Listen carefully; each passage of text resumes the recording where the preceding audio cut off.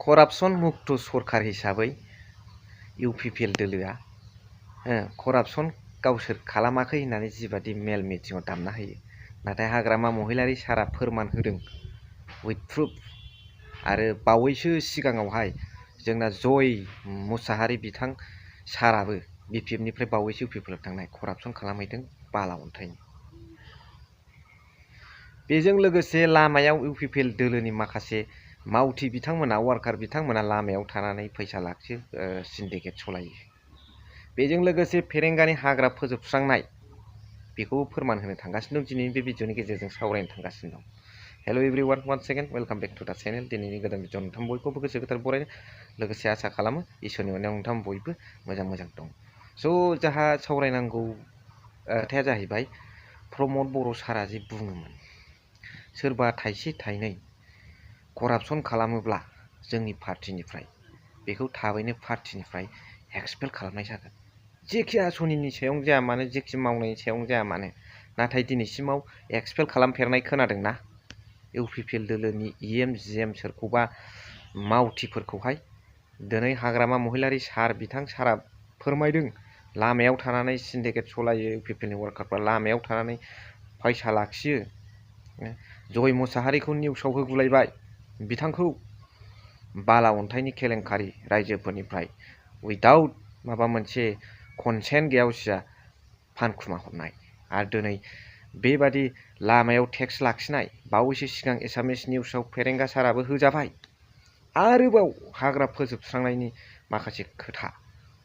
दा अब्ला दिनै हाग्राखौ बाला अन्थाइखौ जोंनि सम्पदखौ बिटिआर गभर्नमेन्टआ इएम जिएमनि थ्रुयै फोजोबनो थांगासिनो ना बासायनो थांगासिनो दं?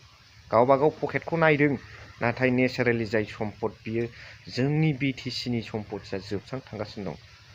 They are fail to secure this natural sources which is lying in BTC area. जायफोर दङ बिटिसिआव बेफोर मानो जोबस्रांनो थांदों? आरो दिनै बैफोरबादि करापसना जाहाथे दाजाथों रायजो राजाफ्रा लुबैदोंमोन। नों प्रमद बर' सार होननाय बादि फोथायदोंमोन नोंथांखौ जे करापसन मुक्त जागोन होननाय लोगो लोगोनो जे करापसन थानाय नङा, बिदि सिन्डिकेट थानाय नङा, लामायाव फैसा लाखिनाय थानाय नङा। नाथाय दिनै करापसना मानो सोलिबाय थाखो? निउसाव मानो दाम जाखो? जय मुसाहारि बिथां सार फेरेंगा सारमोना बिथांमोनखौ आउट खालामदो नों होननाय बादि। दा बेनो मावनाय आरो बुंनाय अनेक फाराग थायो।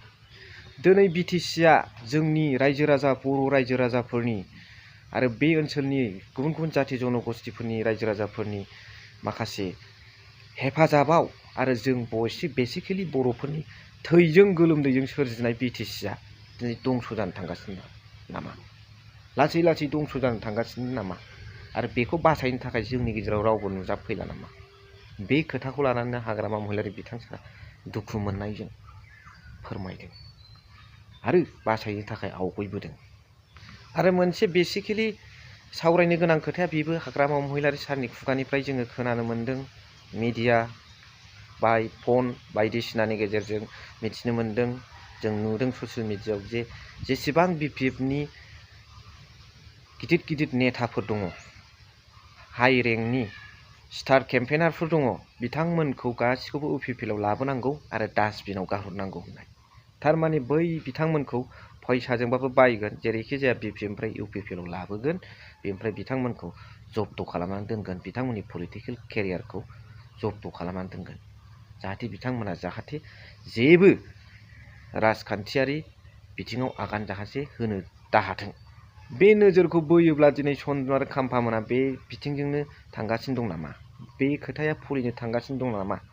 बेखौ जों जोबोरै साननो गोनां बाथ्रा। नाथाय जों नेताखौ रावखौबो डास्टबिनाव गारजानायखौ लुबैया, चाहे वो यूपीपीएल का हो या बीपीएफ का हो या हमारी कम्युनिटी का नॉन पॉलिटिकल ऑर्गेनाइजेशन का हो, हम ऐसा कभी नहीं चाहता। जों बिदिखौ लुबैया, डास्टबिनाव गारजानायखौ। नेताया नेता बादि, लिडारा लिडार बादि रेसपेक्ट मोननांगौ, हारिखौ जाथिखौ जोंनि ओनसोलखौ समाजखौ नेतृत्व होनांगौ। बै खोथाथ' आंनि हदाय बिसार।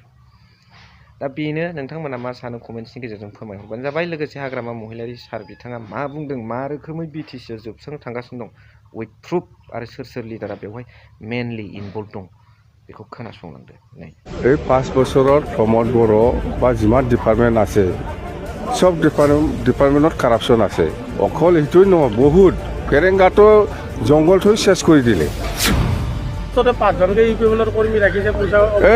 এইবিলাকতো নকবি আগত পৰাই চলি আছে সেইটো আপোনালোকে আজিহে দেখিছে এইটো বহুত আগত পৰাই চলি আছে ফৰেষ্ট অফিচত এনেকুৱা ইউ পি পি এলৰ মানুহ থকা কোনোবা ৰাস্তাত ইউ পি পি এলৰ মানুহ থকা কালেকশ্যন কৰা চিণ্ডিকেট কৰা এইবিলাক বহুত আগত পৰাই হৈ আছে দেই এইটোতো প্ৰমোদ বড়ো